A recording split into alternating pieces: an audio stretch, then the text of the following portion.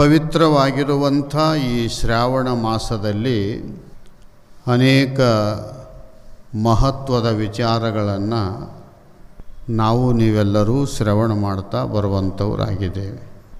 ನಿನ್ನೆ ಮನುಷ್ಯನಿಗೆ ಸುಖ, ಶಾಂತಿ, ಸಮಾಧಾನ ಸಿಗಬೇಕಾಗಿತ್ತು ಅಂದರೆ ಶರೀರದಿಂದ, ವಾಣಿಯಿಂದ ತಪಸ್ಸನ್ನು ಮಾಡಬೇಕು ಅಂತಕ್ಕಂಥ ವಿಚಾರವನ್ನು ಗುರುಗಳು ಭಕ್ತನಿಗೆ ಉಪದೇಶ ಮಾಡಿದ್ದಾರೆ. ಶರೀರದ ತಪಸ್ಸು, ಗುರು ಭಜನೆ, ಸುಕರ್ಮ ವೃತ್ತಿ, ಹರನ ಪೂಜೆ, ಶರಣ ಸೇವೆ, ಪರಮ ಸಾತ್ವಿಕ ಗಣಗಳೆಂಟು ನೆರೆದು ನೆಲೆಸಿ ತನುವಿನಲ್ಲಿ ಮಾಡಲಿಲ್ಲವೇ ತಪವನ್ನು ಮಾಡಲಿಲ್ಲವೇ ಅಂತ ಹೇಳಿದರು. ನಿನ್ನೆ ವಿನಯ, ಅನ್ಯ ತರ್ಕದ ವಿಚಾರಗಳು, ಪರಮಾತ್ಮನ ಮಹಾನ್ ಮಂತ್ರದ ಪಠಣೆ, ಧ್ಯಾನ ಇವು ಎಲ್ಲ ಮಾಡೋದರಿಂದ ನಿನ್ನ ವಾಣಿ ಪರಿಶುದ್ಧವಾಗುತ್ತದೆ ಅನ್ನುವಂಥ ವಿಚಾರವನ್ನು ಉಪದೇಶ ಮಾಡಿತ್ತು. ಇವತ್ತು ಮನಸ್ಸು, ಅದರ ತಪಸ್ಸನ್ನು ನೀನು ಮಾಡಬೇಕು ಅಂತ ಹೇಳಿದರು. ಮನಸ್ಸು ಹೆಂಗದ ಅಂತ ಕೇಳಿದರೆ, ಇದು ಗಾಳಿ ತತ್ವದಿಂದ ಕೂಡಿರುವುದರಿಂದ ಈ ಮನಸ್ಸು ಯಾವತ್ತಿಗೂ ವೈದಾಟದಲ್ಲಿ ಇರುತ್ತೆ. ಇಲ್ಲಿ ಗುರುಗಳು ಹೇಳ್ತಾ ಇದ್ದಾರೆ ಭಕ್ತನಿಗೆ, ನಿನಗೆ ಭಗವಂತನ ಅನುಗ್ರಹ ಆಗಬೇಕಾಗಿತ್ತು ಅಂದರೆ ನಿನ್ನ ಮನಸ್ಸನ್ನು ನಿನ್ನಲ್ಲಿ ಇಟ್ಟುಕೋ ಅಂತ. ಅದನ್ನು ಹೊರಗೆ ಬಿಡಬೇಡ. ಅದಕ್ಕೆ ಮನಸ್ಸು ಹೇಳಿದಂತೆ ಕೇಳುವವ ವಾನರ, ಬುದ್ಧಿ ಹೇಳಿದಂತೆ ಕೇಳುವವನು ನರ. ನರನಿಗೂ ವಾನರನಿಗೂ ಏನು ವ್ಯತ್ಯಾಸ ಅಂತ ಕೇಳಿದರೆ ಮನಸ್ಸು ಬುದ್ಧಿಗಳೇ ವ್ಯತ್ಯಾಸ. ಅದಕ್ಕೆ ಮನಸ್ಸು ಹೇಳಿದಂತೆ ಕೇಳಿದರೆ ನಾವು ಅಡ್ಡದಾರಿ ಹಿಡಿತೀವಿ. ಸ್ವಲ್ಪ ಮನಸ್ಸಿನೊಳಗೆ ವಿಚಾರ ಬಂದಾಗ ಸ್ವಲ್ಪ ಅದನ್ನು ಬುದ್ಧಿ ಕಡೆಗೆ ತಗೊಂಡು ಹೋಗಬೇಕು. ಒಮ್ಮೆಗೆ ನಿರ್ಣಯಕ್ಕೆ ಬರಬಾರದು. ಬುದ್ಧಿ ತೂಕ ಮಾಡಿ ಯಾವುದು ಮಾಡಬೇಕು, ಯಾವುದು ಮಾಡಬಾರ್ದು, ಯಾವುದು ಹಿಡಿಬೇಕು, ಯಾವುದು ಬಿಡಬೇಕು ಅನ್ನುವಂಥದ್ದು ಬುದ್ಧಿ ನಿರ್ಣಯ ಮಾಡುತ್ತದೆ. ಅದಕ್ಕೆ ನೀನು ಬುದ್ಧಿ ಹೇಳಿದಂತೆ ಕೇಳೋಕ್ಕೆ ಪ್ರಯತ್ನ ಮಾಡೇ ಹೊರತು ಮನಸ್ಸಿನಂತೆ ಕೇಳಲಿಕ್ಕೆ ಹೋಗಬೇಡ. ಇದು ಚಂಚಲ ಸ್ವಭಾವವುಳ್ಳದ್ದು. ನಮ್ಮನ್ನು ಬಂಧನದೊಳಗೆ ಹಾಕಲಿಕ್ಕೆ, ನಮ್ಮನ್ನು ಬಂಧನದಿಂದ ಬಿಡುಗಡೆ ಮಾಡಲಿಕ್ಕೆ ಯಾರು ಕಾರಣ ಅಂತ ಕೇಳಿದರೆ ಮನಸ್ಸೇ ಕಾರಣ. ಅದಕ್ಕೆ ನೀತಿಕಾರರು ಮನಯೇವ ಮನುಷ್ಯಾಣಾಂ ಕಾರಣಂ ಬಂಧ ಮೋಕ್ಷಯೋ ಬಂಧಾಯ ವಿಷಯಾಸಕ್ತಃ ಮುಕ್ತಂ ನಿರ್ವಿಷಯ ಸ್ಮೃತಃ ಅಂತ ಹೇಳಿದ್ದಾರೆ. ಮನಯೇವ ಮನುಷ್ಯಾಣಾಂ, ಮನುಷ್ಯನಿಗೆ ಬಂಧನ ಮತ್ತು ಬಿಡುಗಡೆ ಆಗಲಿಕ್ಕೆ ಕಾರಣ ಯಾರು? ಭಾಳ ಜನ ನಾವು ಬಂಧಿಗಳಾಗಿದ್ದೇವೆ. ಹರ್ಷಡ್ವರ್ಗಾದಿಗಳಿಂದ ಕೂಡಿಕೊಂಡು ನಮ್ಮ ಮನಸ್ಸನ್ನು ಕಾಮ, ಕ್ರೋಧ, ಲೋಭ, ಮೋಹ, ಮದ, ಮತ್ಸರಾದಿಗಳಿಗೆ ಹಂಚಿಕೊಟ್ಟು ಬಂಧನದಲ್ಲಿ ಇದ್ದೇವೆ. ಇದನ್ನ ಸ್ವಲ್ಪ ಏನದ ಅಂತ ಕೇಳಿದರೆ, ವಿಚಾರ ಮಾಡಲಿಕ್ಕೆ ಪ್ರಾರಂಭ ಮಾಡಿದ್ದೀವಿ ಅಂತಂದರೆ ಬಂಧನದಿಂದ ಬಿಡುಗಡೆ ಆಗಲಿಕ್ಕೆ ಬರುತ್ತೆ. ಬಂಧನದಲ್ಲಿ ಬೀಳಲಿಕ್ಕೆ, ಬಂಧನದಿಂದ ಬಿಡುಗಡೆ ಆಗಲಿಕ್ಕೆ ಯಾರು ಕಾರಣ? ನಾವು ಸಹಜ ಲೌಕಿಕದೊಳಗೆ ಮಾತಾಡ್ತಿರ್ತೀವಿ. ನಾವು ಹಾಳಾಗೋದಕ್ಕೆ ಇವರೇ ಕಾರಣ ಅಂತ ಒಬ್ರಿಗೆ ಹೇಳುತ್ತೀವಿ, ನಾವು ಗಳಿಸೋದಕ್ಕೆ ಇವರೇ ಕಾರಣ ಅಂತ ಒಬ್ಬರು ಹೇಳ್ತೀವಿ. ಈಗ ನೀವೂ ಈ ಚಾಳಿ ಕಲೀರಿ. ಸ್ವಲ್ಪ ಸುಮ್ಮನೆ ಕುಂತಲ್ಲಿ ಕುಂದರ್ರಿ, ತೋರಿಸ್ರಿ ಮಂದಿನ, ಇವನಿಂದ ನಾನು ಶ್ರೀಮಂತ ಆದೆ, ಇವನಿಂದ ದಿವಾಳಿ ಆದೆ ಅಂತ. ಪ್ರಯತ್ನ ಮಾಡ್ತಕ್ಕಂಥ ಮನಸ್ಸು ಬುದ್ಧಿ ನಿನ್ನತ್ರ ಇಲ್ಲ ಅಂದರೆ ಬಾಜುಕಿದ್ದವರು ಯಾರೂ ನಮ್ಮನ್ನು ತಗ್ಗಿನಾಗ ಹಾಕಂಗಿಲ್ಲ, ಮ್ಯಾಲೆ ಎತ್ತಂಗಿಲ್ಲ. ಬೀಳೋದು ಹೇಳೋದು ನಮ್ಮ ಕೈಯೊಳಗನೆ ಅದ, ನಾವೇ ನಿರ್ಣಯ ಮಾಡಿಕೊಳ್ಳಬೇಕು. ಇನ್ನೊಬ್ಬರ ಮೇಲೆ ಅಪವಾದ ಹಾಕಿ ನೀನೇ ಅವ್ರ ಹತ್ರ ಹೋಗಲಿಲ್ಲ ಅಂದರೆ ಅವ್ರು ನಿನ್ನ ಎತ್ತಿದ್ರೆ ಯಾಕ, ಮತ್ತು ತೆಳಗೆ ಒಗಿತಿದ್ರೆ ಯಾಕ? ಎಲ್ಲರಿಗೆ ತಿಳಿಯಂಗೆ ಹೇಳಬೇಕು ಅಂದರೆ ಸರಾಯಿ ಅಂಗಡಿ ಅದ, ದೊಡ್ಡ ಬೋರ್ಡ್ ಹಾಕ್ಯಾನ, ಮೇನ್ ಬಜಾರದೊಳಗೆ ಐತೆ. ಕೆಲವು ಮಂದಿ ವಿಭೂತಿ ಹಚ್ಕೊಂಡು ಏನದ ಅಂತ ಕೇಳಿದರೆ ಅಲ್ಲಿಗೆ ಹೋಗಿ ಇದು ಅಂಗಡಿ ಸುಮಾರ, ಇದು ಅಂಗಡಿ ಸುಮಾರ, ಇದು ಇಲ್ಲಿರಬಾರ್ದಿತ್ತು, ಇದು ಇಲ್ಲಿರಬಾರ್ದಿತ್ತು ಅಂತ ಅವನಿಗೆ ದಿವಸ ಚುಚ್ಚೋದು.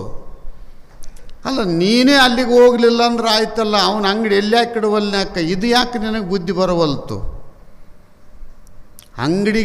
ಅಂಗಡಿ ತನಕ ಅವನೇನು ಕರೆದಾನೇನು? ಸರ್ಕಾರದ ರೂಲ್ಸ್ ಏನದ? ಯಾರನ್ನೂ ಕೈ ಮಾಡಿ ಕರಿಬಾರದು, ಯಾರಿಗೂ ಒತ್ತಾಯ ಮಾಡಬಾರದು, ಬಂದವ್ರನ್ನ ಹಂಗೆ ಕಳಿಸ್ಬಾರ್ದು. ಇದು ಸರ್ಕಾರದ ನಿಯಮ ಐತಿಲ್ಲ.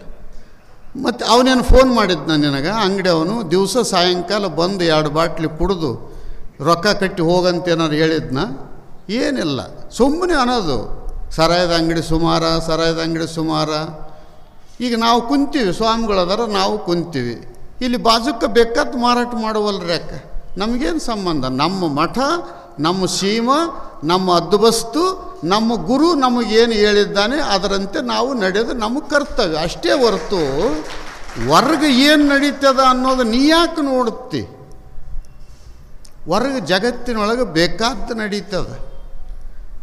ನೀನು ಅದಕ್ಕೆ ದೃಷ್ಟಿಂ ಜ್ಞಾನಮಯಂ ಕೃತ್ವ ಪಶ್ಯೇತ್ ಬ್ರಹ್ಮಮಯಂ ಜಗತ್ತು. ನಿನ್ನ ನೋಡುವ ದೃಷ್ಟಿ ಲಿಂಗಮಯ ಆಯಿತು ಅಂತಂದರೆ, ಬ್ರಹ್ಮಮಯ ಆಯಿತು ಅಂದರೆ ಜಗತ್ತೇ ಲಿಂಗಾಕಾರ ಕಾಣಿಸುತ್ತೆ, ಜಗತ್ತೇ ದೇವರಂಗ ಕಾಣಿಸುತ್ತೆ. ದೆವ್ವನ್ನು ನೋಡೋದಕ್ಕೆ, ದೇವ್ರನ್ನ ನೋಡೋದಕ್ಕೆ ಬದಲವ್ರು ಯಾರು ಇಲ್ಲ. ಪಂಚಾಂಗ ಹೇಳೋರೂ ಇಲ್ಲ, ಗುರುಗಳೂ ಇಲ್ಲ, ತಂದೆ ತಾಯಿಗಳು ಇಲ್ಲ, ನೀನೇ ಕಾರಣ. ನಿನ್ನ ಮನಸ್ಸು ಯಾವ ಪ್ರಕಾರವಾಗಿ ಬೆಳೆಯುತ್ತದೆಯೋ ನಿನಗೆ ಸುಖ ಬರಲಿಕ್ಕೆ, ನಿನಗೆ ದುಃಖ ಬರಲಿಕ್ಕೆ ಯಾರ ಕಾರಣ ಅಂದರೆ ನಿನ್ನ ಮನಸ್ಸೇ ಕಾರಣ.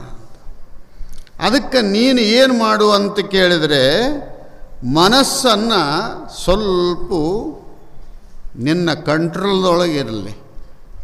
ಗಾಡಿ ಸ್ಟೇರಿಂಗ್ ಅದ, ಮುಂದೆ ಬೋರ್ಡ್ ಅದ, 250 ಕಿಲೋಮೀಟ್ರು ಈ ಗಾಡಿ ಕೆಪಾಸಿಟಿ ಐತೆ ಓಡುವಷ್ಟು ಅಂತ ಅದರಾಗ ತೋರಿಸ್ತಾನೆ. ಕಾಟ ತಿರುಗ್ತಾನೇ ಇರ್ತದೆ, ನಾವು ರೇಸ್ ಮಾಡಿದಂಗೆ ತಿರುಗ್ತಾನೇ ಇರ್ತದೆ.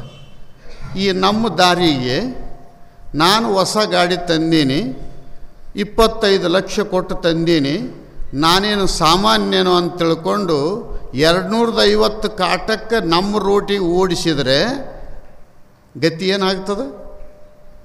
ಮತ್ತಿನ್ನೇನು, ಫೋಟೋ ತೂಗಾಕಿ ವಿನರ್ ಹಾಕಿಬಿಡೋದೆ. ಏನಾಯಿತು? ಗಾಡಿ ಹೈ ಸ್ಪೀಡ್ನೊಳಗೆತ್ತು. ಗಾಡಿಯೊಳಗೆ ನೀನು ಕುಂತು ಮೆರಿ, ಆದರೆ ಸ್ಟೇರಿಂಗ್ ನಿನ್ನ ಕೈಯೊಳಗದ.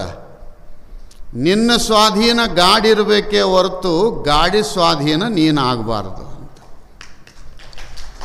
ಗಾಡಿ ಸ್ವಾಧೀನ ನೀನು ಆದಿ ನಿಂದ ಅಲ್ಲಿಗೆ ಮುಗಿತ್ತು. ಅದಕ್ಕೆ ಅದರ ಕೆಪಾಸಿಟಿ ಅದ ಅಂತ ನಾವು ಓಡ್ಸಕ್ಕೆ ಹೋಗಬಾರ್ದು. ಮನುಷ್ಯನ ಬುದ್ಧಿ ಭಾಳ ಓದೀನಿ, ಭಾಳ ಉದ್ದ ಡಿಗ್ರಿ ಅದ, ಜಗತ್ತಿನೊಳಗೆ ಎಲ್ಲ ಭಾಷೆ ನನಗೆ ಬರ್ತಾವ ಅಂತ ತಿಳ್ಕೊಂಡು ಹೇಳಿ ನೀನು ಕಾಲು ಬಿಟ್ಟು ಕತ್ತಿ ಆದಂಗೆ ಆಗಬೇಡ. ಡಿಗ್ರಿ ಇರುವಲ್ತ್ಯಾಕ? ಇವತ್ತು ಡಿಗ್ರಿ ಇಲ್ಲದವನೂ ಸಹಿತ ಗುರುವಿನ ಅನುಗ್ರಹದಿಂದ ಮಹತ್ತರವಾದ ಸಾಧನೆಯನ್ನು ಮಾಡಿ, ಉದಾಹರಣೆಗೆ ಹೇಳಬೇಕು ಅಂದರೆ ಮಂತ್ರಾಲಯದೊಳಗೆ ಜಗದ್ಗುರು ಸುಷುಮೇಂದ್ರ ತೀರ್ಥರು ಅಂತ ಆಗಿ ಹೋದರು ಈಗ ಇಬ್ಬರು ಸ್ವಾಮಿಗಳು ಇಂದ. ಅವರನ್ನು ದಡ್ಡ ಅಂತ ತಿಳ್ಕೊಂಡ್ರು ಎಲ್ಲರೂ. ದಡ್ಡದನ ಈತ ಕೆಲವು ದಿವಸ ಇರಲಿ, ಆಮೇಲೆ ಮುಂದೆ ನೋಡಿದ್ರಾಯಿತು ಅಂತ ದಡ್ಡ ಅಂತ ಕುಂದಿರಿಸಿದರು. ನೋಡ್ರಿ, ಗುರುವಿನ ಅನುಗ್ರಹ ನಿನ್ನ ಕಡೆಗಣ್ಣಿನ ನಸುನೋಟ ಅಂತಾರೆ.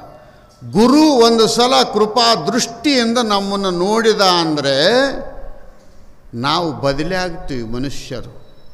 ಗುರುವಿನ ನೋಟದಲ್ಲಿ ಅಂಥ ಸಾಮರ್ಥ್ಯದ, ಎಂಥ ತಾಕತ್ತು ಬಂತು ಸುಷುಮೇಂದ್ರ ತೀರ್ಥ ಶ್ರೀಪಾದಂಗಳವರಿಗೆ ಅಂದರೆ ಅಭಿನವ ರಾಘವೇಂದ್ರ ಯತಿಗಳು ಅನ್ನುವಂಥ ಬಿರುದು ಬಂತು ಅವರಿಗೆ.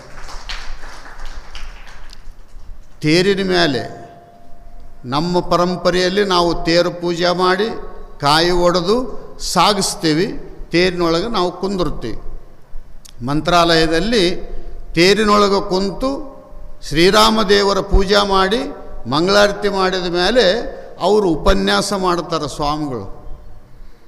ಬಂದಿರತಕ್ಕಂಥ ಭಕ್ತರಿಗೆ ಉಪನ್ಯಾಸ ಮಾಡಬೇಕಾದ್ರೆ ಸುಷುಮೇಂದ್ರ ತೀರ್ಥ ಶ್ರೀಪಾದಂಗಳವರು ಎದ್ದು ನಿಂತುಕೊಂಡು ಎಷ್ಟು ಜನ ಕಾಣಕತ್ಯಾರ, ಎಲ್ಲರೂ ರಾಯರ ಕಂಡಂಗೆ ಆಗ್ತದ ಅಂದರು. ಅಲ್ಲಿ ಹಿಂದೂ ಇದ್ದರು, ಮುಸ್ಲಿಮ್ ಇದ್ದರು, ಕ್ರೈಸ್ತರು ಇದ್ದರು, ಇನ್ನೊಂದು ಪಂಗಡದವರು ಇದ್ದರು. ನೋಡುವ ದೃಷ್ಟಿ ಏನದ ಅಂದರೆ ಇಷ್ಟು ಲಕ್ಷ ಜನ ರಾಯರು ಈ ಪ್ರಕಾರದ ಅವತಾರಿಗಳಾಗಿದ್ದಾರೆ, ಇಷ್ಟು ಜನ ನಿಂತಿದ್ದಾರೆ ಅಂತ ಅವ್ರ ಬಾಯಲ್ಲಿ ಬರಬೇಕಾಗಿತ್ತು. ಅಂದರೆ ಮನಸ್ಸು ಎಷ್ಟು ಸ್ವಚ್ಛ ಇದ್ದಿರಬೇಕು ಅಂತ. ಅದಕ್ಕೆ ಲೋಕವೇ ನನ್ನ ಮನೆ, ಮಾನವ ಕುಲವೆಲ್ಲ ನನ್ನ ಕುಟುಂಬ ಅಂತಕ್ಕಂಥ ವಿಶ್ವ ಪ್ರೇಮ ಅವನತ್ರ ಬಂತು ಅಂದರೆ ಅವನ ಮನಸ್ಸು ಅವನ ಹಿಡಿತದೊಳಗದ ಅಂತ ಅರ್ಥ. ಮನಸ್ಸು ಏನಾದರೂ ಬದಲಾವಣೆ ಮಾಡುತ್ತಿತ್ತು ಅಂದರೆ ಮನಸ್ಸಿನಂತೆ ಇವನು ಇದ್ದಾನೆ, ಇವನು ಯಾವಾಗ ದಾರಿ ತಪ್ಪುತ್ತಾನೆ ಹೇಳಲಿಕ್ಕೆ ಆಗೋದಿಲ್ಲ ಅಂತಕ್ಕಂಥ ಮಾತನ್ನು ಏನದ ಅಂತ ಕೇಳಿದರೆ ಇಲ್ಲಿ ನೀನು ತಪಸ್ಸು ಮಾಡಬೇಕು. ಎಂಥ ತಪಸ್ಸು ಅಂತ ಕೇಳಿದರೆ ಮನಸ್ಸಿನ ತಪಸ್ಸು. ಅದು ಚಂಚಲವಾಗಿರುತ್ತದೆ. ಗೀತೆಯಲ್ಲೂ ಪರಮಾತ್ಮ ಹೇಳಿದ್ದಾನೆ, ಅರ್ಜುನ ಕೇಳ್ತಾ ಇದ್ದಾರೆ, ಚಂಚಲಂ ಹಿ ಮನಃಕೃಷ್ಣ ಪ್ರಮಾಥಿ ಬಲವದೃಢಂ. ಹೇ ಪರಮಾತ್ಮ, ನನ್ನ ಮನಸ್ಸು ಭಾಳ ಕಠಿಣದ ಮತ್ತು ಚಂಚಲವಾಗ್ಯದ, ಏನು ಮಾಡಬೇಕು ಅಂತ ಕೇಳಿದ. ಮನಸ್ಸಿನ ತಪಸ್ಸು ಮಾಡಬೇಕು ಅಂದರೆ ಅದಕ್ಕೆ ಶಮಾಗುಣ ಅಂತ ಕರೀತಾರೆ ಶಾಸ್ತ್ರದೊಳಗೆ.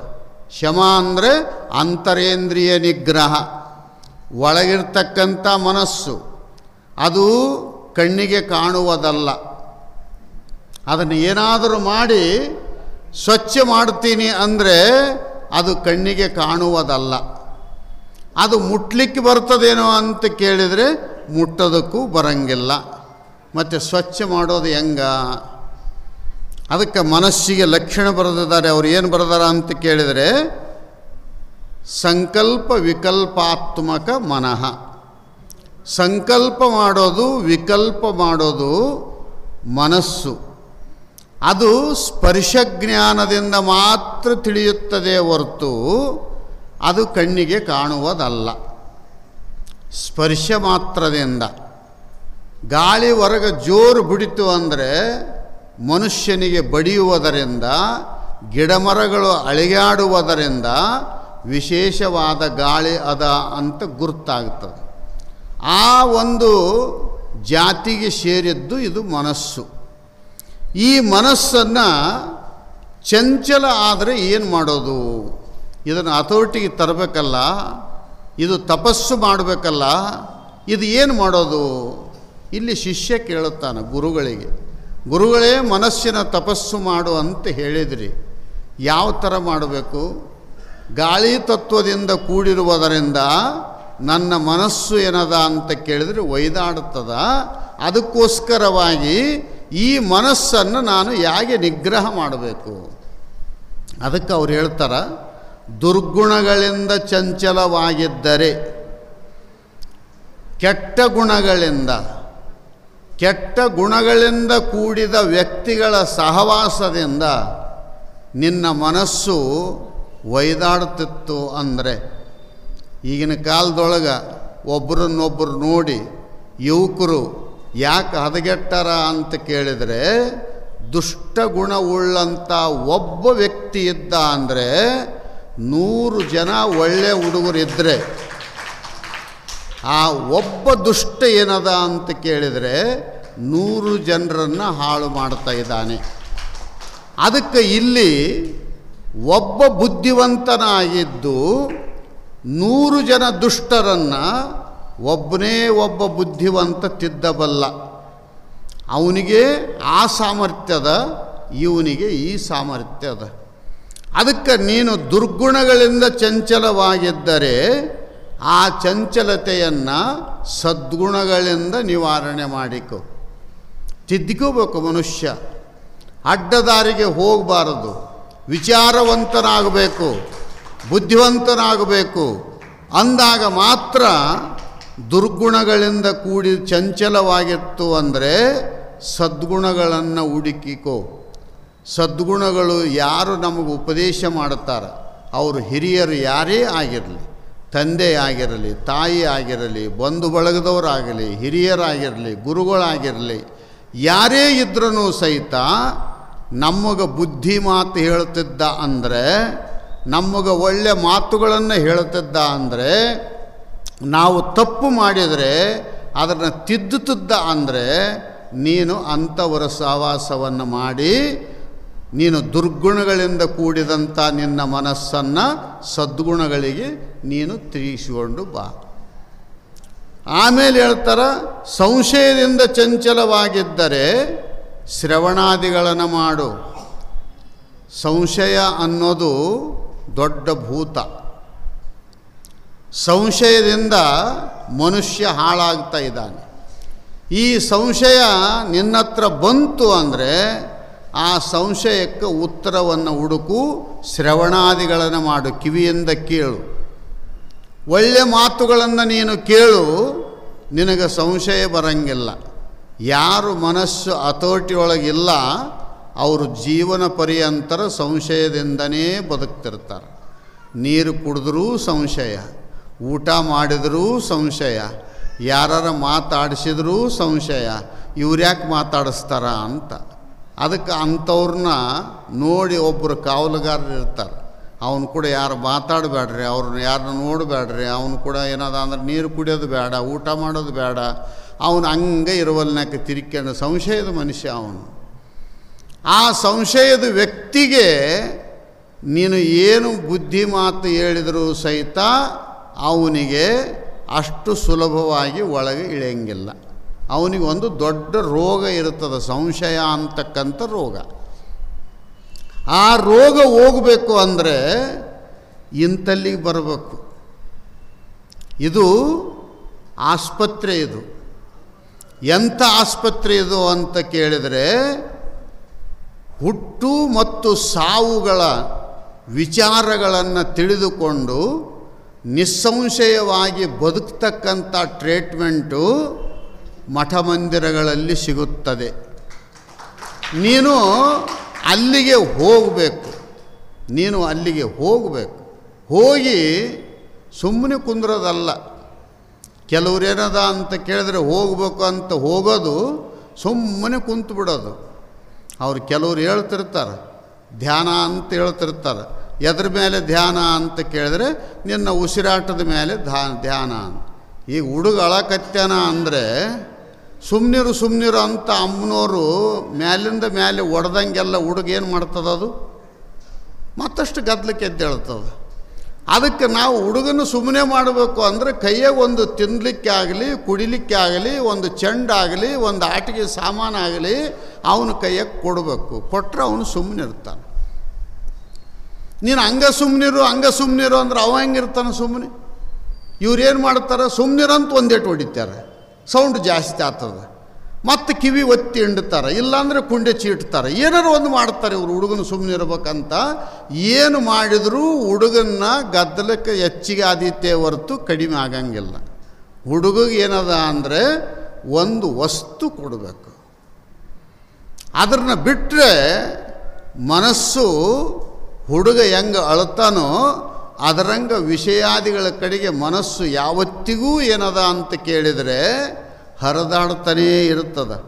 ಅದಕ್ಕೆ ನೀನು ಏನು ಮಾಡು ಅಂತ ಕೇಳಿದರೆ ಶ್ರವಣ ಮಾಡು. ಒಂದಿಷ್ಟು ಒಳ್ಳೆಯ ಮಾತುಗಳನ್ನು ನೀನು ಕೇಳು. ಒಳ್ಳೆಯ ಮಾತುಗಳನ್ನು ಕೇಳಿದೆ ಅಂತಂದರೆ ನಿನಗೆ ಬುದ್ಧಿ ವಿಶಾಲ ಆಗ್ತದೆ.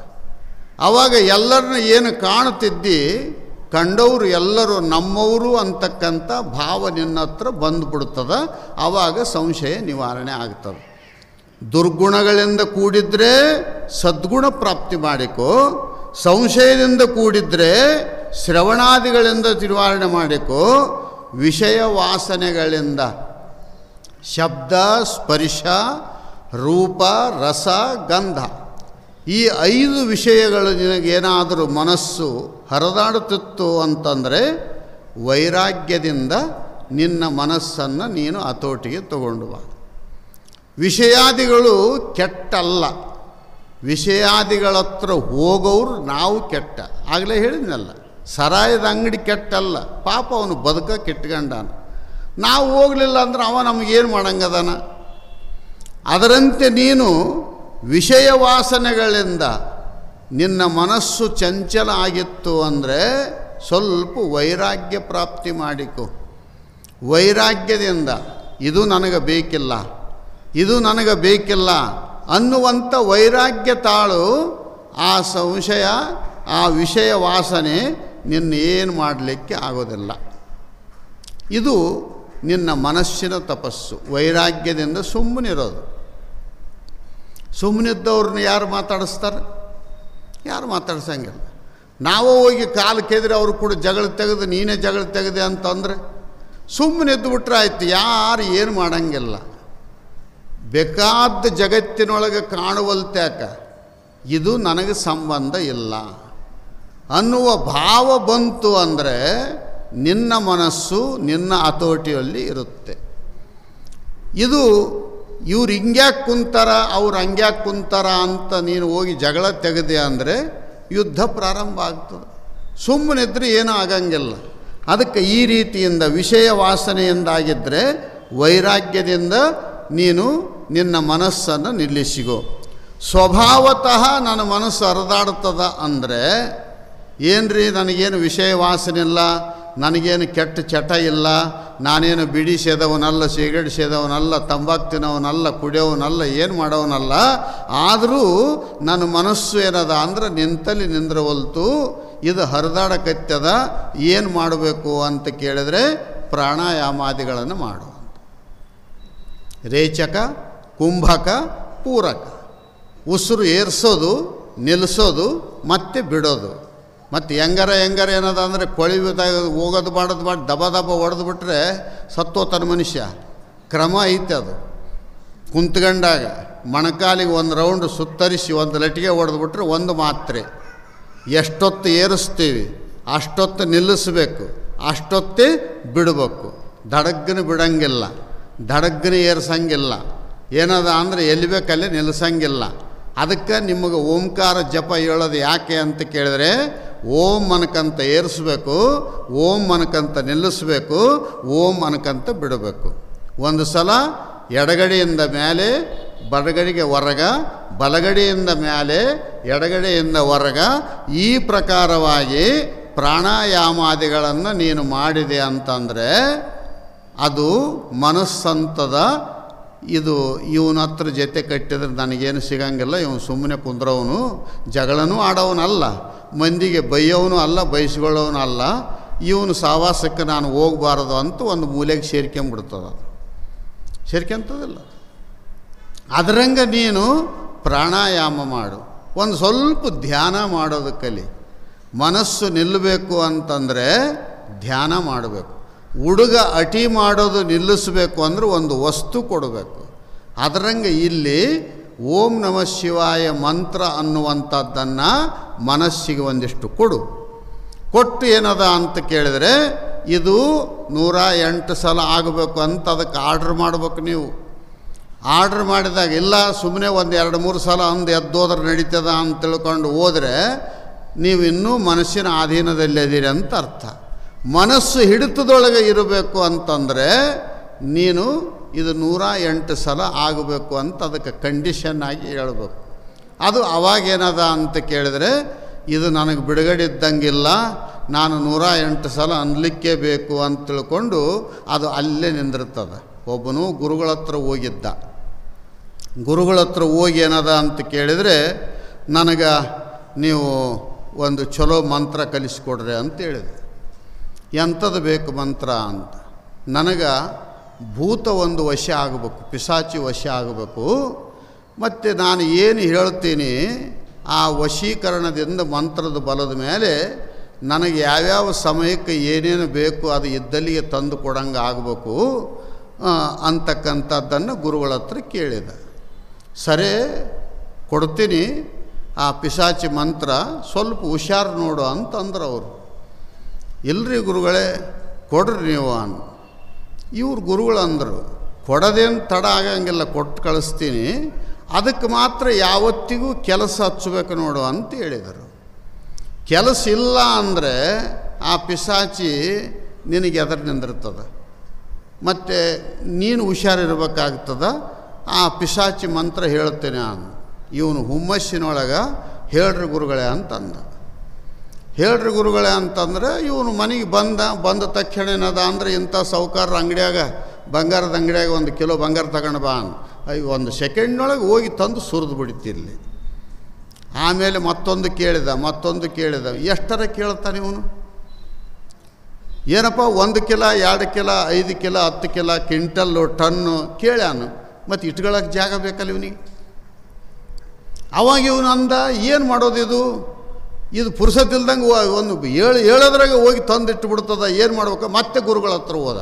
ಗುರುಗಳೇ ನೀವೇನು ಮಂತ್ರ ಕೊಟ್ಟಿರಿ, ಕೆಲಸ ಏನು ಮಾಡ್ತದ, ಸೆಕೆಂಡಿನೊಳಗೆ ಮುಗಿಸ್ತದ, ಮತ್ತೇನಂತ ಎದುರು ನಿಂದಿರ್ತದ, ನಾನು ಹುಡ್ಕೋಕ್ಕಾಗವಲ್ತು, ನನಗೆ ಪ್ಲಾನ್ ಹೇಳೋಕ್ಕಾಗವಲ್ತು, ಅದಕ್ಕೆ ಇನ್ನೊಂದು ಉಪಾಯ ಏನಾರು ಹೇಳ್ರಿ ಅಂತ. ಆವಾಗ ಅವ್ರು ಕರೆದು ಕಿವಿಯಾಗಿ ಹೇಳಿದರು, ಇದು ಇರೋದೇ ಹಿಂಗೆ, ಇದಕ್ಕೆ ಯಾವತ್ತಿಗೊಂದು ಕೆಲಸ ಹಚ್ಬೇಕು. ನೀನು ಏನು ಮಾಡು, ನಿನ್ನ ಮನೆ ಮುಂದೆ ಅಂಗಳದ ಇಲ್ಲ ಐತೆ, ಎಲ್ಲರ ಒಂದು ತಾರಿನ ಕಂಬ ದೊಡ್ಡದು ಟವರಿಂದಿರಂಗಿಲ್ಲ ಅಂಥ ಕಂಬ ಕಿತ್ಕೊಂಡು ಬಾ ಅಂತ ಹೇಳೋದಕ್ಕೆ, ಮನೆ ಮುಂದೆ ಹಾಕಂತ ಹೇಳೋದಕ್ಕೆ. ಅದೇ ಹಾಕ್ತದ. ಹಾಕಿದ ಮೇಲೆ ಏನು ಮಾಡಂದೆ ಅಂತ ಕೇಳ್ತದ. ನಾನು ಕರೆ ತನಕ ಏರೋದು ಇಳಿಯೋದು ಮಾಡು ಅಂತ ಹೇಳಿ ನೀನು ಅಂತ. ನಾನು ಕರೆ ತನಕ ಏರೋದು ಇಳಿಯೋದು ಮಾಡು, ಯಾವಾಗ ನಾನು ಟೈಮ್ ಬರ್ತದೆ ಅವಾಗ ಕರಿತೀನಿ ನಾನು, ಮತ್ತೆ ನಿಂದು ಡ್ಯೂಟಿ ಏನದ ಏರೋದು ಇಳಿಯೋದೇ ಮಾಡಬೇಕು ಅಂತ. ಆವಾಗ ಅದು ಅಂತೂ ನೀ ನನಗಿಂತ ಬೆರಕಿದ್ದಿ, ನಾನು ನಿನ್ನೇನು ಮಾಡೋಂಗಿಲ್ಲ, ನಾನು ಹೋಗಿಬಿಡ್ತೀನಿ ನನ್ನ ಜಾಗಕ್ಕೆ ಅಂತ ಒಯ್ತದು ಪಿಶಾಚಿ. ಅದರಂಗೆ ನಮಗೂ ಒಂದು ಪಿಶಾಚಿ ದೇವರು ಕೊಟ್ಟನ, ಮನಸ್ಸು ಅನ್ನುವ ಪಿಶಾಚಿಯನ್ನು. ದೇವರು ಈ ಮನಸ್ಸು ಅನ್ನುವ ಪಿಶಾಚಿಯನ್ನು ಕೊಟ್ಟು ಕಳಿಸ್ಯಾನ. ತಮ್ಮ ಇದನ್ನು ಉಪಯೋಗ ಮಾಡಿಕೊಂಡು ಸಂಸಾರದೊಳಗೆ ಒಳ್ಳೆಯವನಾಗಿ ಬಾಳು. ಇದನ್ನು ಹುಷಾರದಿಂದ ನೋಡಿಕೆ.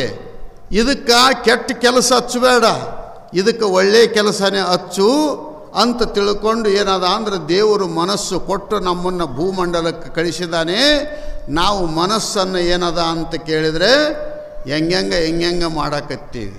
ಅದಕ್ಕೆ ಶರಣರಂತರ ಮನವೆಂಬ ಮರ್ಕಟನು ತನುವೆಂಬ ವೃಕ್ಷವನೇರಿ ಇಂದ್ರಿಯಗಳೆಂಬ ಶಾಖೆಗೆ ಹಾರಿ ವಿಷಯಗಳೆಂಬ ಹಣ್ಣು ಫಲಗಳ ಗ್ರಹಿಸಿ ಭವದತ್ತ ಮುಖವಾಗಿ ಹೋಗುತ್ತಿದೆ ನೋಡ. ಈ ಮನವೆಂಬ ಮರ್ಕಟನ ನಿಮ್ಮ ನೆನಹೆಂಬ ಪಾಶದಲ್ಲಿ ಕಟ್ಟಿ ನುಳಿಕೊಳ್ಳೆಯ ಅಖಂಡೇಶ್ವರ. ಜೇವರಿಗೆಯ ಷಣ್ಮುಖ ಶಿವಯೋಗಿಗಳವರು ದೇವರಲ್ಲಿ ಪ್ರಾರ್ಥನೆ ಮಾಡಿದ್ದಾರೆ. ಈ ಮನಸ್ಸು ದೇವ, ಹೇ ಪರಮಾತ್ಮ, ನೀ ನನಗೆ ಕೊಟ್ಟಿದ್ದಿ. ಇದು ಏನು ಮಾಡ್ತದ ಅಂತ ಕೇಳಿದರೆ, ಈ ಶರೀರ ಅನ್ನುವಂಥ ಗಿಡವನ್ನು ಹತ್ತಿ ಎಲ್ಲ ಇಂದ್ರಿಯಾದಿಗಳು ಬಹಿರ್ಮುಖವಾಗಿ ಕಿವಿಯಲ್ಲಿ ಇದ್ದು ಕೇಳಬೇಕಂತದ, ಕಣ್ಣಿನಲ್ಲಿದ್ದು ನೋಡಬೇಕಂತದ, ಕೈಯಲ್ಲಿದ್ದು ಮುಟ್ಟಬೇಕಂತದ, ಮೂಗಿನಲ್ಲಿದ್ದು ಮುಸಿ ನೋಡ್ಬೇಕಂತದ, ನಾಲಿಗೆ ಮೇಲೆ ಇದ್ದು ತಿನ್ನಬೇಕಂತದ, ಇಲ್ಲಾಂದರೆ ಇನ್ನೊಂದು ಮಾತಾಡಬೇಕಂತದ. ಈ ಪ್ರಕಾರವಾಗಿ ಇಂದ್ರಿಯಗಳೆಂಬ ಶಾಖೆಗೆ ಹಾರಿ ಈ ಮನಸ್ಸು ಏನು ಮಾಡ್ತದ ಅಂತ ಕೇಳಿದರೆ, ವಿಷಯಗಳೆಂಬ ಹಣ್ಣು ಫಲಗಳ ಗ್ರಹಿಸಿ ಶಬ್ದ ಸ್ಪರ್ಶ ರೂಪರಸಗಂಧ ಅಂತಕ್ಕಂಥ ಈ ಪಂಚ ವಿಷಯಗಳೇನಿದ್ದಾವೆ, ಈ ವಿಷಯಗಳೆಂಬ ಹಣ್ಣುಗಳನ್ನು ಅದು ಮನಸ್ಸು ಅಂತಕ್ಕಂಥದ್ದು ತಿನ್ನಲಿಕ್ಕೆ ಪ್ರಾರಂಭ ಮಾಡ್ತದ. ಮತ್ತು ಎಲ್ಲಿ ಮೂತಿಟ್ಟದ ಅಂತ ಕೇಳಿದ್ರೆ ಭವದತ್ತ ಮುಖ ಮಾಡಿ ಹೋದು ನೋಡ. ಹದ್ದು ಮ್ಯಾಲೆ ಹೋಗಿರ್ತದೆ. ಹದ್ದಿನಷ್ಟು ಯಾವ ಪ್ರಾಣಿಗೂ ಮ್ಯಾಲೆ ಹೋಗೋಕ್ಕೆ ಆಗಂಗಿಲ್ಲ. ನಾವು ಅಂತೀವಿ ತೆಳಗಿದ್ದವರು ಹದ್ದಿಗೆ ಎಷ್ಟು ತಾಕತ್ತೈತೆ, ಮ್ಯಾಲೆ ಹೋಗ್ಯದ, 100 ಕಿಲೋಮೀಟ್ರ್ ದೂರ ಹೋಗ್ಯದ ಅಂತ ನಾವು ಅಂತೀವಿ. ಅಷ್ಟು ಎತ್ತರ ಇದ್ರೂ ಸಹಿತ ಹದ್ದು ತೆಳಗನೇ ಮೂತಿಟ್ಟಿರ್ತದೆ. ಎಲ್ಲಿ ಏನಾರ ಯಾವುದಾರ ಪ್ರಾಣಿ ಸತ್ತದೇನೋ ಅಂತ ನೋಡ್ತಿರ್ತದೆ. ಹೋಗ್ಯದ ಮ್ಯಾಲೆ ಹೋಗಿ ಮ್ಯಾಲೆ ಮುಖ ಮಾಡಿದರೆ ಇವತ್ತು ನಾವು ಹದ್ದಿನ ಪೂಜೆ ಮಾಡ್ತಿದ್ವಿ. ಆದರೆ ಇವತ್ತೇನಾಗ್ಯದ ಅಂತ ಕೇಳಿದರೆ ಮ್ಯಾಲೆ ಹೋಗಿ ಸತ್ತು ಪ್ರಾಣಿಯನ್ನೇ ನೋಡ್ತದ. ಅದರಂತೆ ಇಲ್ಲಿ ಷಣ್ಮುಖ ಶಿವಯೋಗಿಗಳಂತಾರ, ಈ ಇಂದ್ರಿಯಗಳೆಂಬ ಶಾಖೆಗೆ ಹಾರಿ ವಿಷಯಗಳೆಂಬ ಹಣ್ಣು ಫಲಗಳ ಗ್ರಹಿಸಿ ಮತ್ತೆ ಏನು ಮಾಡ್ತದೆ, ತೆಳಗೆ ನೋಡುತ್ತದೆ. ಭವದತ್ತ ಅಂದರೆ ಈ ಹುಟ್ಟು ಮತ್ತು ಈ ಸಾವು. ಭವ ಅಂದರೆ ಹುಟ್ಟು ಸಾವು. ಅದರ ಕಡೆಗಿದು ಲಕ್ಷ್ಯ ಕೊಟ್ಟದ. ಯಾಕಂತ ಕೇಳಿದರೆ ಒಂದಿಷ್ಟು ಗಳಿಸಿ ಇಟ್ಬಿಡೋದು. ಇಟ್ಟ ಮೇಲೆ ಏನದ ಅಂತ ಕೇಳಿದರೆ ಇದು ನಂದೇ ಅಂತ ಅನ್ನೋದು. ನಂದು ಅನ್ಕಂತ ಏನದ ಅಂದರೆ ಒಂದು ದಿವಸ ಕಣ್ಣು ಮುಚ್ಚೋದು. ಮತ್ತು ಏನದ ಅಂದರೆ ಅಂತ್ಯಯಾಮತಿ ಸಾಗತಿ. ಸಾಯುವ ಕಾಲಕ್ಕೆ ಯಾವ ಭಾವ ಇರುತ್ತದೆಯೋ ಮುಂದೆ ಇವನು ಅದೇ ಆಗಿ ಹುಟ್ಟಿ ಬರುತ್ತಾನೆ. ಈ ವಿಷಯಾದಿಗಳನ್ನು ಜಮಾ ಮಾಡಿಕೊಂಡು ವಿಷಯ ತ್ಯಾಗ ಮಾಡಲಿಲ್ಲ, ವಿಷಯಾದಿಗಳನ್ನು ಉಪಭೋಗ ಮಾಡುತ್ತಾ ಹುಟ್ಟು ಸಾವುಗಳಿಗೆ ಕಾರಣೀಭೂತನಾಗಿದ್ದಾನೆ. ಅದಕ್ಕೆ ಈ ಮನವೆಂಬ ಮರ್ಕಟವನ್ನು, ಇದಕ್ಕೆ ಕೋತಿ ಅಂತ ಕರೆದಾರ. ಮನಸ್ಸಿಗೆ ಕೋತಿ ಅಂದಾರ. ಬರೇ ಕೋತಿ ಅಲ್ಲ, ಕೋತಿಗೆ ಒಂದಿಷ್ಟು ಎಂಡ ಕುಡಿಸಿ ಆಮೇಲೆ ಚೋಳು ಕಡಿಸಿಬಿಟ್ರೆ ಅದು ಎಷ್ಟು ಜಿಗಿದಾಡ್ತದೆ. ಎಷ್ಟು ಜಿಗಿದಾಡ್ತದೆ. ಸುಮ್ಮನೆ ಬಂದು ಕೋತಿ ಬಂತಂದರೆ, ಇಲ್ಲಿಗೆ ಬಂತಂದ್ರೆ ನಾನು ಇಲ್ಲಿ ಮೈಕಿನ ಮುಂದಿರಂಗಿಲ್ಲ, ನೀವು ಇರಂಗಿಲ್ಲ, ಎಲ್ಲರನ್ನೂ ಅಷ್ಟು ಗದ್ದಲಕ್ಕೆ ಎಬ್ಬಿಸ್ತದದು. ಅದಕ್ಕೊಂದಿಷ್ಟು ಎಂಡ ಕುಡಿಸಿ ಚೋಳು ಕಡಿಸಿಬಿಟ್ರೆ ರಾಯಚೂರನ್ನೇ ಗದ್ದಲಕ್ಕೆ ಎಬ್ಬಿಸ್ತದ ಅದು. ಈಗ ಸುಮ್ಮನೆ ಬಂತಂದರೆ ಮಠ ಗದ್ದಲಕ್ಕೆ ಎಬ್ಬಿಸ್ತದ. ಇಲ್ಲ ಅಂದರೆ ಅದಕ್ಕೊಂದಿಷ್ಟು ಎಂಡ ಕುಡಿಸಿ ಚೋಳು ಕಡಿಸಿಬಿಟ್ರೆ ಊರೇ ಗಬ್ಬೆಬ್ಬಿಸಿಬಿಡ್ತದ. ಅದರಂಗೆ ಇಲ್ಲಿ ಈ ಮರ್ಕಟ ಅಂತಕ್ಕಂಥ ಈ ಕೋತಿ ಅನ್ನುವಂಥ ಮನಸ್ಸನ್ನು ನೀನು ಕಟ್ಟಿ ಹಾಕು. ಹೆಂಗೆ ಕಟ್ಟಿ ಹಾಕಬೇಕು? ಅದು ಕಟ್ಟಕ್ಕೆ ಬರ್ತದೇನು? ಅದು ಕಣ್ಣಿಗೆ ಕಾಣಂಗಿತ್ತು ಅಂದರೆ ಹಗ್ಗ ತಗೊಂಡು ಕಟ್ಬೋದಿತ್ತು. ಕಣ್ಣಿಗೆ ಕಾಣಲಾರದ್ದು ಮನಸ್ಸು. ಶರಣರು ಭಾಳ ಜಾಣರು. ನೀನು ಕಟ್ಟು. ಇವಾಗ ಕಟ್ಟಕತ್ತಿಲ್ಲ ಸ್ವಾಮಿಗಳವರು ನಿಮ್ಮನ್ನು ಒಂದು ತಿಂಗಳು ಕಟ್ಟಿಲ್ಲ. 108 ಜಪ ಮಾಡೋದ್ರೊಳಗೆ ಇದು ಭಗವಂತನ ನೆನಹು. 108 ಸಲ ಜಪ ಮಾಡೋ ತನಕ ಯಾರು ಅಳಿಗಾಡಂಗಿಲ್ಲ, ಹೊರಗೆ ಹೋಗಂಗಿಲ್ಲ. ಮಳೆ ಬರಲಿ ಚಳಿ ಬರಲಿ ಬೇಕಾದ್ದಾಗಲಿ ಹೊರಗಡೆಗೆ ನಾವು ಮಂತ್ರವನ್ನೇ ನುಡಿಯುತ್ತೇವೆ ಅಂತಕ್ಕಂಥ ಗಟ್ಟಿ ಧೈರ್ಯ ಮಾಡಿ ಕುಂತಿರಲ್ಲ. ಈ ವಿಚಾರವನ್ನು ಇಲ್ಲಿ ಷಣ್ಮುಖ ಶಿವಯೋಗಿಗಳವರು ಮನವೆಂಬ ಮರ್ಕಟನ ನಿಮ್ಮ ನೆನಹೆಂಬ ಪಾಶದಲ್ಲಿ ಕಟ್ಟಿ ಎನ್ನನ್ನು ಉಳಿಹಿಕೊಳ್ಳ ಅಖಂಡೇಶ್ವರ ಅಂತ ಕೇಳಿದ್ದಾರೆ. ನಾವು ಉಳಿಬೇಕು ಈ ಪ್ರಪಂಚದೊಳಗೆ ಅಂದರೆ ನಮ್ಮ ಮನಸ್ಸು ಏನು ಹರಿದಾಡುತ್ತದ, ಈ ಹರಿದಾಡುವ ಮನಸ್ಸನ್ನು ಏನದ ಅಂತ ಕೇಳಿದರೆ ಪರಮಾತ್ಮನ ಮಂತ್ರವೆಂಬ ಹಗ್ಗದಿಂದ ಕಟ್ಟಿ ಹಾಕಬೇಕು. ಕಟ್ಟೋದು ಅಂದರೆ ನೆನಸಕ್ಕೆ ಹಚ್ಚಬೇಕು. ಮನಸ್ಸು ಒಯ್ದಾಡುತ್ತಿತ್ತು ಅಂತಂದರೆ ಅದಕ್ಕೆ ಓಂ ನಮಃ ಶಿವಾಯ ಅನ್ಲಿಕ್ಕೆ ಹಚ್ಚಬೇಕು, ರಾಮ ಅಂತ ಅನ್ಲಿಕ್ಕೆ ಹಚ್ಚಬೇಕು, ಓಂ ನಮೋ ಭಗವತೆ ಗುರುದೇವಾಯ ಅಂತ ಅನ್ಲಿಕ್ಕೆ ಹಚ್ಚಬೇಕು. ಏನಾದರೂ ಒಂದು ವಸ್ತು ಕೈಯಾಗ ಹುಡುಗರಿಗೆ ಕೊಟ್ಟರೆ ಹುಡುಗ ಹೆಂಗೆ ಸುಮ್ಮನೆ ಇರ್ತಾನೋ, ನಿನ್ನ ಮನಸ್ಸು ಒಯ್ದಾಡುತ್ತಿತ್ತು ಅಂತಂದರೆ ನೀನು ಏಕಾಂತದಲ್ಲಿ ಕುಂತುಗೋ. ಮನೆಯೊಳಗೆ ಕುಂದ್ರಕ್ಕೆ ಜಾಗಿಲ್ಲ ಅಂದರೆ ಹೊರಗೆ ಬಯಲಿಗೆ ಹೋಗು. ಆಕಾಶವನ್ನು ನೋಡ್ತಾ ಕುಂದರು. ಸುಮ್ಮನೆ ನೋಡು ಆಕಾಶ ಎಷ್ಟು ವಿಶಾಲದನ ಪರಮಾತ್ಮ. ಈ ಜಗತ್ತು ಸೃಷ್ಟಿ ಮಾಡುವಂಥ ಸೃಷ್ಟಿಕರ್ತ ಭಗವಂತ ಎಷ್ಟು ವಿಶಾಲದನ ಅಂತಕ್ಕಂಥದ್ದು ವಿಚಾರ ಮಾಡು. ಆವಾಗ ನಿನಗೆ ಗುರ್ತಾಗ್ತದ, ಇದರೊಳಗೆ ಈ ಪರಮಾತ್ಮ ಸೃಷ್ಟಿ ಮಾಡಿದ ಜಗತ್ತಿನೊಳಗೆ ನಾನು ಒಂದು ಕ್ಷುಲ್ಲಕ ಪ್ರಾಣಿ ಅಂತ ಗುರ್ತಾಗ್ತದೆ. ನಾವು ಹೊರಗೆ ನೋಡಂಗಿಲ್ಲ ಅಂದರೆ ನಾನೇ ದೊಡ್ಡವನು ಅಂತಕ್ಕಂಥ ಭಾವ ಬರ್ತದೆ. ಹೊರಗೋಗಿ ನೋಡಿದ್ದೀವಿ ಅಂದರೆ ಈ ಗುಡ್ಡಗಳು, ಗಿಡಗಳು, ಆಕಾಶ, ಮೋಡ ಇವು ಎಲ್ಲ ನೋಡಿದರೆ ಪರಮಾತ್ಮ ಎಷ್ಟು ವಿಶಾಲದ, ಎಂಥ ಜಗತ್ತನ್ನು ಸೃಷ್ಟಿ ಮಾಡಿದ್ದಾನೆ. ಅಂಥ ಪರಮಾತ್ಮನ ಧ್ಯಾನವನ್ನು ಮಾಡಿ ನಾನು ಪರಮಾತ್ಮನ ಪಾದ ಸನ್ನಿಧಾನಕ್ಕೆ ಸೇರಬೇಕು ಅನ್ನೋ ಬುದ್ಧಿ ನಿನಗೆ ಬಂತು ಅಂದರೆ ನಿನ್ನ ಮನಸ್ಸು ನಿನ್ನತ್ರದ ಅಂತ ಅರ್ಥ. ಇದನ್ನು ನೋಡಿನೂ ಸಹಿತ ಮಾಡ್ಯಾನವನು ಮಾಡವಲ್ನ್ಯಾಕ, ನಾನು ಎದಕ್ಕೆ ಹುಟ್ಟೀನಿ, ಈ ಪರಮಾತ್ಮ ಸೃಷ್ಟಿ ಮಾಡಿದ ಜಗತ್ತಿನೊಳಗೆ ಮಜಾ ಮಾಡೋದಕ್ಕೆ ಹುಟ್ಟೀನಿ ಅಂತ ತಿಳ್ಕೊಂಡು ಮನಸ್ಸನ್ನು ಈ ಕಡೆ ತಿರುಗಿಸಿಬಿಟ್ರೆ ನಾವು ಭವದತ್ತ ಮುಖ ಮಾಡಿದಂತೆ. ನಮ್ಮ ಮನಸ್ಸು ನಮ್ಮ ಹತೋಟಿಯಲ್ಲಿ ಇಲ್ಲ. ಅದಕ್ಕೆ ಧ್ಯಾನ ಯಾಕೆ ಮಾಡಬೇಕು, ಪ್ರವಚನ ಯಾಕೆ ಕೇಳಬೇಕು, ದೇವಸ್ಥಾನಕ್ಕೆ ಯಾಕೆ ಹೋಗಬೇಕು ಅಂದರೆ ಮನಸ್ಸಿಗೆ ನೆಮ್ಮದಿ ಬೇಕು. ಹೊರಗೆ ಸೌಕರ್ಯಕ್ಕೆ ಬೇಕಾದಷ್ಟು ಇರ್ತದೆ, ಹೊರಗೆ ಗಳಿಕೆ ಬೇಕಾದಷ್ಟು ಇರ್ತದೆ, ಆದರೆ ಮನಸ್ಸಿನ ಗಳಿಕೆ ಬೇಕಲ್ಲ.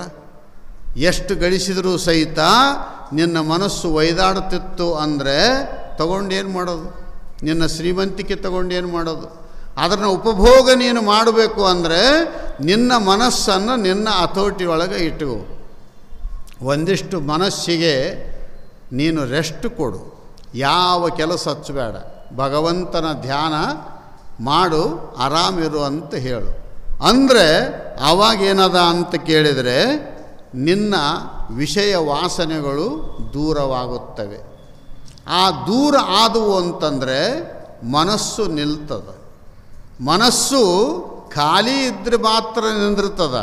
ಅದಕ್ಕೆ ವಿಷಯಗಳನ್ನು ಕೊಟ್ಟುಬಿಟ್ರೆ ಇನ್ನಷ್ಟು ಅಂತ ಹಂಗೆ ಮುಂದಕ್ಕೆ ಹೋಗ್ತದೆ. ಅದಕ್ಕೆ ಎಲ್ಲಿಗೆ ಹೋದ್ರೂ ಸಹಿತ ದೇವಸ್ಥಾನಕ್ಕೆ ಹೋದರೆ ದೇವ್ರನ್ನ ನೋಡ್ಕೊಂತ ಸುಮ್ಮನೆ ಕುಂದಿರ್ಬೇಕು. ಸುಮ್ಮನೆ ಒಂದು 10 ನಿಮಿಷ ನೋಡೋದು. ಲಿಂಗದ ಮುಂದೆ ಕುಂತಿವೆ ಅಂದರೆ ಮ್ಯಾಲಿನ ಲಿಂಗ, ಸರ್ಪಾಭರಣ, ಇಟ್ಟಿರ್ತಕ್ಕಂಥ ಪತ್ರಿಪುಷ್ಪಗಳು, ಜಲಾರಿ, ತೆಳಗಿನ ಪೀಠ, ಮತ್ತು ತೆಳಗಿಲಿಂದ ಮ್ಯಾಲಿಂದ ತೆಳಗ ಸುಮ್ಮನೆ ಒಂದು 5 ನಿಮಿಷ ನೋಡಬೇಕು. ಕಣ್ಣು ಲಿಂಗನ ನೋಡಕ್ಕೆ ಹಚ್ಚಬೇಕು, ಬಾಯಿ ಓಂ ನಮಃ ಶಿವಾಯ ಮಂತ್ರ ಜಪ ಮಾಡಬೇಕು. ಇನ್ನೊಂದು ಶಬ್ದ ಕೇಳಬಾರ್ದಂಗೆ ನಾವು ಲಿಂಗವನ್ನೇ ನೋಡ್ಕೊಂತ ಕುಂತೀವಿ ಅಂತಂದರೆ ನಮಗೂ ಅದಕ್ಕೂ ಏಕ ಆಗ್ತದೆ. ಅವಾಗ ಏಕ ಆಯಿತು ಅಂದಾಗ ಭಗವಂತನ ಅನುಗ್ರಹ ನಮ್ಮ ಮೇಲೆ ಹರಿದು ಬರಲಿಕ್ಕೆ ಸಾಧ್ಯತೆ ಅದ. ನಾವು ಗುಡಿಗೆ ಹೋಗಿ ಯಾವುದೋ ಹುಡುಗೇನದ ಅಂತ ಕೇಳಿದರೆ ಶನಿವಾರ ದಿವಸ ಮಂಗಳವಾರ ದಿವಸ ಹನುಮಪ್ಪನ ಗುಡಿಗೆ ಹೋಗಂತ ಹೇಳಿದರು.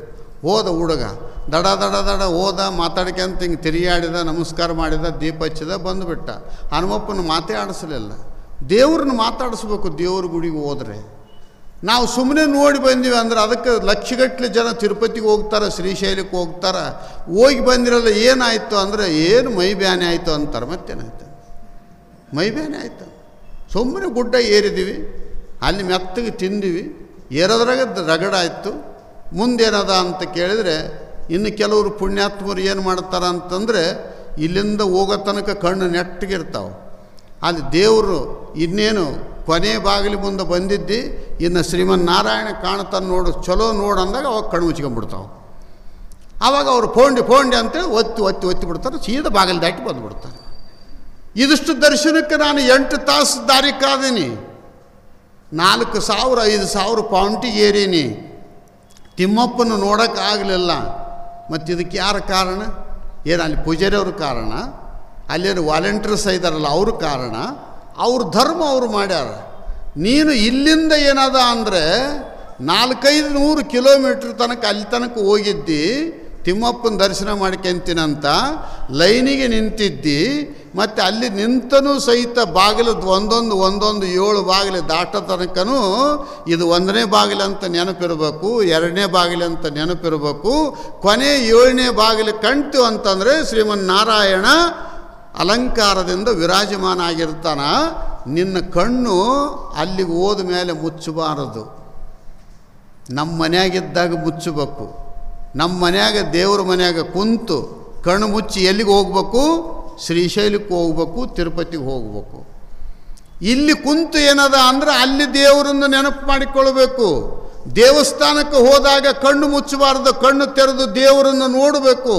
ಸಂಪೂರ್ಣವಾಗಿ ದೇವರನ್ನು ನೋಡಿದರೆ ನಿನ್ನ ಮನಸ್ಸು ಅಲ್ಲೇ ಇರುತ್ತದೆ. ನೀನು ದೇವಸ್ಥಾನಕ್ಕೆ ಹೋದ್ರೂ ಸಹಿತ ನಿನ್ನ ಮನಸ್ಸು ನಿನ್ನ ಅಥಾರಿಟಿ ಒಳಗೆ ಇಲ್ಲ ಅಂದರೆ, ಇದರಂಗೆ ಪ್ರವಚನ ನಡೆದ ಸಮಯದೊಳಗೆ ಏನದ ಅಂತ ಕೇಳಿದರೆ, ದಾರ್ಯಾಗೆ ನಿಮ್ಮಂಥವ್ರು ಎಲ್ಲರೂ ವಿಭೂತಿ ಹಚ್ಕೊಂಡು ಎಲ್ಲಿಗೆ ಹೋಗ್ತೀರಿ ನೀವು ಅಂದ್ರೆ, ನಾವು ಕಿಲ್ಯದ ಮಠಕ್ಕೆ ಹೋಗ್ತೀವಿ, ಶ್ರಾವಣ ಮಾಸ ಪ್ರವಚನ ನಡೆದದ, ಜಪಯಜ್ಞ ನಡೆದದ ಅಂತ ಯಾರು ಭೇಟಿಯಾದವ್ರಿಗೆಲ್ಲ ಹೇಳ್ಕೊಂತ ಬರ್ತಿದ್ರು. ಒಬ್ಬನು ಬಟ್ಟೆ ಅಂಗಡಿ ಅವನು ಹೊರಗೆ ನಿಂತಿದ್ದ. ಅಲ್ಲ, ನಾನು ಭಾಳ ದಿವಸ ಆಯ್ತು ನೋಡಕತ್ತೀನಿ, ಮತ್ತು ಎಲ್ಲಿಗೆ ಹೊಂಟ್ರಿ ಅಂತ ಕೇಳಿದೆ. ನಾವು ಕಿಲೆ ಮಠಕ್ಕೆ ಹೊಂಟೀವಿ ಅಂತ. ಏನದ ಅಲ್ಲಿ? ಏನಿಲ್ಲ, ಶ್ರಾವಣ ಮಾಸ ಪ್ರವಚನ ನಡೀತದ, ಜಪಯಜ್ಞ ನಡೀತದ, ಗುರುಗಳ ದರ್ಶನ ಆಗ್ತದ, ಪ್ರಸಾದ ಕೊಡ್ತಾರೆ, ತಗೊಂಡು ನಮ್ಮ ಮನೆಗೆ ನಾವು ಬರ್ತೀವಿ ಅಂತ. ಇವತ್ತು ನಂದು ಅಂಗಡಿ ಗಿರಾಕಿಲ್ಲ, ನೀನು ಭಾಳ ದಿವಸ ಆಯಿತು ಹೋಗೋದು ನೋಡಕತ್ತೀನಿ, ನಾನು ಬರ್ದ್ರೆ ನಡೀತದೇನೋ ಅಂತಂದು. ಯಾರಾದರೂ ಬರ್ಬೋದು, ದೊಡ್ಡ ಮಂಟಪ ಐತಿ, ಯಾರಾದರೂ ಕುಂದ್ರಬೋದು, ಯಾರಾದರೂ ಕೇಳ್ಬೋದು, ಯಾರಿಗೆ ಕಟ್ಟಳೆ ಇಲ್ಲ ಅಂತ ಇವ ಹೇಳಿದ. ಹೇಳಿ ಕರ್ಕೊಂಡು ಬಂದ.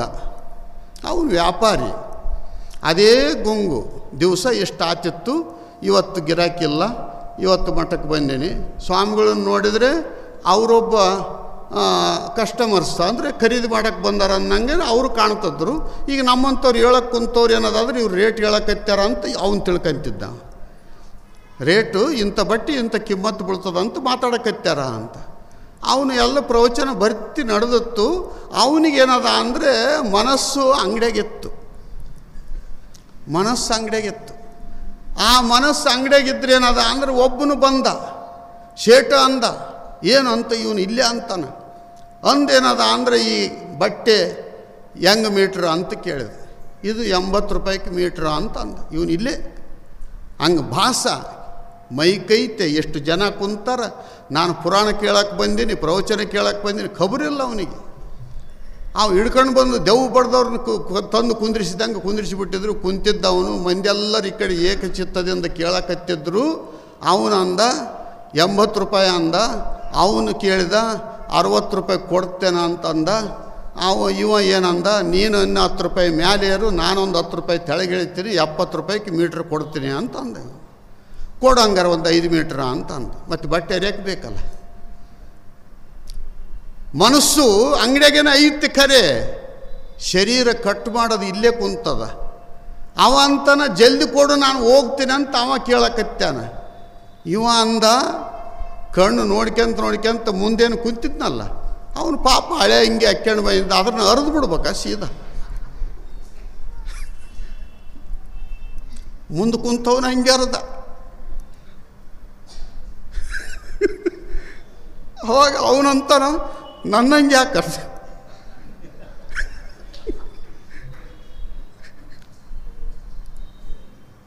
ಯಾಕೆ ಕರೆದೆ ಅಂತ ಕೇಳಿ.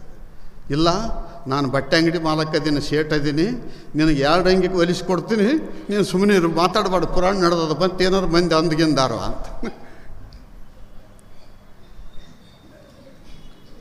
ಮನಸ್ಸು ಎಷ್ಟು ಅನಾಹುತಕ್ಕೀಡು ಮಾಡ್ತದೆ.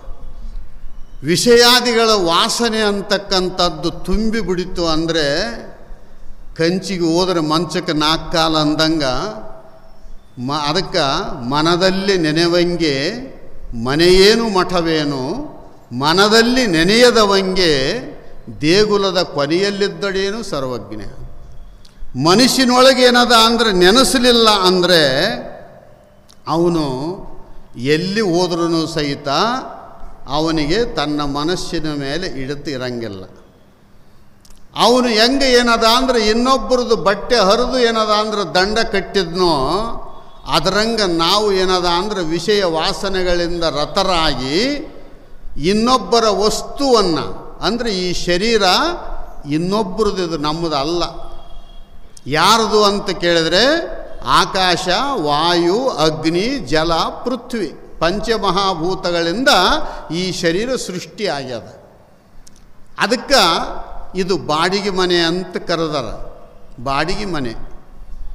ಈ ಮನೆಯಾಗ ನಾವು ಇರಕ್ಕೆ ಬಂದೀವಿ. ಅದಕ್ಕೆ ಅಲ್ಲಿದೆ ನಮ್ಮ ಮನೆ, ಇಲ್ಲಿಗೆ ಬಂದು ಸುಮ್ಮನೆ ಅಂತ. ನಮ್ಮದು ಒರಿಜಿನಲ್ ಮನೆ ಎಲ್ಲಿ ಅದ? ಪರಮಾತ್ಮನ ಶ್ರೀಪಾದದಲ್ಲಿ ಅದ. ಇಲ್ಲಿಗೇನದ ಅಂತ ಕೇಳಿದರೆ ಕರ್ಮಕ್ಕನುಗುಣವಾಗಿ ಉಪಭೋಗ ಮಾಡಿ ಹೋಗಲಿಕ್ಕೆ ಇಲ್ಲಿಗೆ ಬಂದೀವಿ. ಬಂದ ಮೇಲೆ ಏನದ ಅಂದರೆ ಇದು ಒಂದು ಬಾಡಿಗೆ ಮನೆ ಅಂತಕ್ಕಂಥ ಈ ಶರೀರವನ್ನು ಪರಮಾತ್ಮ ಕರುಣಿಸಿದ್ದಾನೆ. ಬಾಡಿಗೆ ಮನೆಯನ್ನು ಉಪಯೋಗ ಮಾಡಿಕೋಬೇಕು. ಉಪಯೋಗ ಮಾಡಿಕೊಂಡು ಹೋಗೋ ಕಾಲಕ್ಕೆ ಈ ಬಾಡಿಗೆ ಮನೆ ಇಲ್ಲೇ ಬಿಟ್ಟು ಹೋಗ್ತೀವಿ. ಯಾರನ್ನ ಒಯ್ಯಂಗದಿವೇನು? ಏನು ಒಯ್ಯಂಗಿಲ್ಲ. ಯಾರಿಗೂ ಒಯ್ಯಕ್ಕೆ ಅಧಿಕಾರ ಇಲ್ಲ. ಗುರುನಾನಕರಿದ್ದಾಗ ಅಲ್ಲಿ ಒಬ್ಬ 100 ಜಾಂಡ ಏರಿಸಿದ್ದ ಅವನ ಮನೆ ಮೇಲೆ. ಕೇಳಿದರು, ಏನು ಜಾಂಡ ಇದು ಅಂತ ಕೇಳಿದಾಗ ಅವಾಗ ಅವರು ಅಂದರು, 1 ಕೋಟಿ ಹಣ ಜಮಾ ಆಯಿತು ಅಂದ್ರೆ 1 ಜಾಂಡ, ಇದರಂಗೆ 100 ಜಾಂಡ ಆಗ್ಯಾವ. ಈಗ 101ನೇದು ನಾಳೆಗೆ ಏರಿಸ್ತೀನಿ ಅಂದ. ಸರಿ ಅಂತಂದು, ಇಷ್ಟು ಶ್ರೀಮಂತೇನು ನೀನು ಅಂದ. ಹೌದು ಅಂದ. ಆತ ಮುದುಕಾಗಿದ್ದ, ಗುರುನಾನಕರು ವಯಸ್ಸಾಗಿತ್ತು. ಆವಾಗ ಅವರು ಅಂದರು, ಸೌಕಾರ ನಂದೊಂದು ಸಣ್ಣದು ಸೂಜಿ ಐತೆ, 1 ಇಂಚಿನ ಸೂಜಿ, ಸಣ್ಣ ಸೂಜಿ. ಈ ಸೂಜಿ ನನಗೆ ಒತ್ಕೊಂಡು ಅಡ್ಡಾಡಕ್ಕೆ ಆಗಂಗಿಲ್ಲ, ಶರೀರ ಮುಪ್ಪಾಗ್ಯದ. ಅದಕ್ಕೆ ನಿಂದು ಶರೀರ ಮುಪ್ಪಾಗ್ಯದ, ನಂದು ಮುಪ್ಪಾಗ್ಯದ. ಇದ್ರನ್ನ ಏನದ ಅಂತ ಕೇಳಿದರೆ ಮುಂದೆ ನೀನು ಸಾಯ್ತಿ, ನಾವು ಸಾಯ್ತೀವಿ. ಮುಂದೆ ಅಲ್ಲಿ ಕೈಲಾಸದೊಳಗೆ ಇಬ್ಬರು ಭೇಟಿ ಆಗೋಣ. ನನ್ನ ಸೂಜಿ ಅಲ್ಲಿ ನನಗೆ ಕೊಡೋಕ್ಕೆ ಅಂತ ನಿನ್ನ ಹತ್ರ ಇರಲಿ ಅಂತ ಇಷ್ಟು ಕೊಟ್ಟು ಆ ಸಾಧು ಹೋಗಿಬಿಟ್ಟ.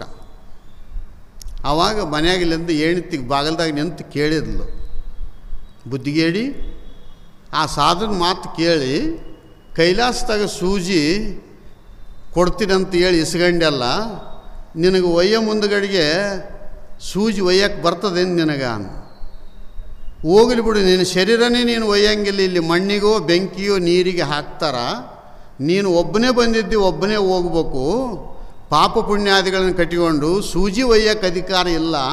ನೀನು ಹೆಂಗೆ ಕೊಟ್ಟು ಇಸ್ಕಂಡು ನೀನು ಅಂತ. ಆವಾಗೇನದ ಅಂತ ಕೇಳಿದ್ರೆ ಓಡಿ ಹೋದ, ಸ್ವಾಮಿ ಸ್ವಾಮಿ ಮಹಾರಾಜ ತಪ್ಪಾಗೈತೆ ನಂದು, ನಾನು ಹೋಗೋ ಮುಂದೆ 1 ಸೂಜಿ ಸಹಿತ ಒಯ್ಯಕ್ಕೆ ಪರ್ಮಿಷನ್ ಇಲ್ಲ ಅಂತ ನಮ್ಮ ಸುಪ್ರೀಂ ಕೋರ್ಟ್ ಆರ್ಡ್ರ್ ಮಾಡಿತ್ತು ಇವತ್ತು. ಅದಕ್ಕೋಸ್ಕರವಾಗಿ ನೀನು ಸೂಜಿ ನೀ ತಗ ಅಂತ ಹೇಳಿದೆ. ಆವಾಗ ಸಾಧು ಅಂದ, ಬುದ್ಧಿಗೇಡಿ 100 ಜಾಂಡ ಏರಿಸಿದ್ದೆಲ್ಲ, ಈ ಜಾಂಡ ಏರಿಸಿ 100 ಕೋಟಿ ಜಮ ಇಟ್ಟಿದ್ದಿ, ಇದು ಯಾರ ಸಲುವಾಗಿ ಇಟ್ಟಿದ್ದಿ? ನೀನು ಗಳಿಸಿದ ಸಂಪತ್ತು ನಿನಗೆ ಬರಬೇಕಾಗಿತ್ತು ಅಂದರೆ ಕೊಟ್ಟದ್ದು ತನಗೆ ಬಚ್ಚಿಟ್ಟಿದ್ದು ಪರರಿಗೆ ಕೊಟ್ಟಿದ್ದು ಕೆಟ್ಟಿತನ ಬೇಡ, ಅದು ಮುಂದೆ ಕಟ್ಟಿಹುದು ಬುತ್ತಿ ಸರ್ವಜ್ಞ.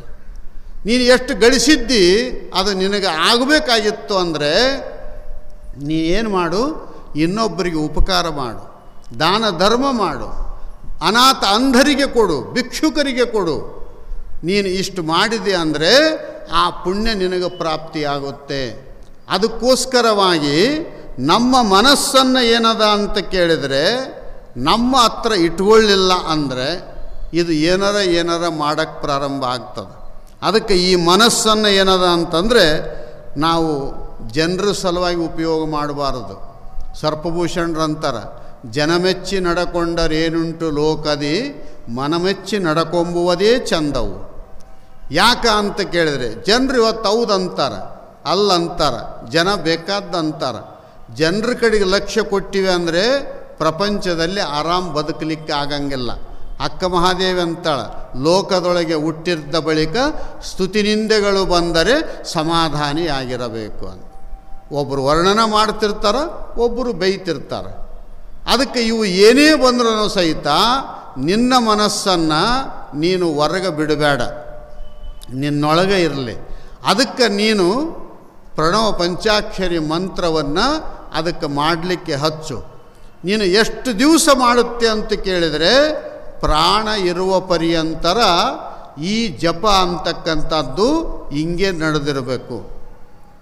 ನಡೀತು ಅಂತಂದರೆ ಈ ಕೊನೆ ಕಾಲಕ್ಕೆ ನಿನ್ನ ಮನಸ್ಸು ಪ್ರಣವ ಪಂಚಾಕ್ಷರಿ ಮಂತ್ರವನ್ನು ನುಡಿತಾ ಪ್ರಾಣ ಬಿಟ್ಟಿತು ಅಂತಂದರೆ ನಿನಗೆ ಸದ್ಗತಿ ಪ್ರಾಪ್ತಿ ಆಯಿತು ಅಂತಲೇ ಅರ್ಥ.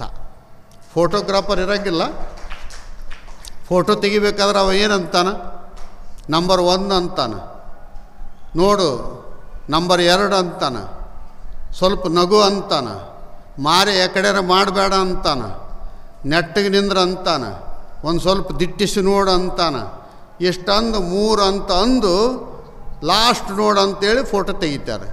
ಅವನು 1, 2, 3 ಅಂತ ಹೇಳೋ ತನಕ ಜಬರ್ದಸ್ತ್ ಕುಂತು ಅಲ್ಲಿ ಬಾಜುಕೊಬ್ಬರು ಯಾರೋ ಏನೋ ತಂದುಬಿಟ್ಟಿದ್ರು, ಅದ್ರ ನೋಡಿ ಬಾಯಿ ಕಿಸ್ತುಬಿಟ್ಟ ಫೋಟೋ ಹಾಗೆ ಬಂತು. ಮೂಗು ಒತ್ತಟ್ಟೆ ಆಗಿತ್ತು, ಬಾಯಿ ಒತ್ತಟ್ಟೆ ಆಗಿತ್ತು, ಎಲ್ಲ ಮುಖ ಒಂದು ನಮೂನೆ ಆಗಿತ್ತು.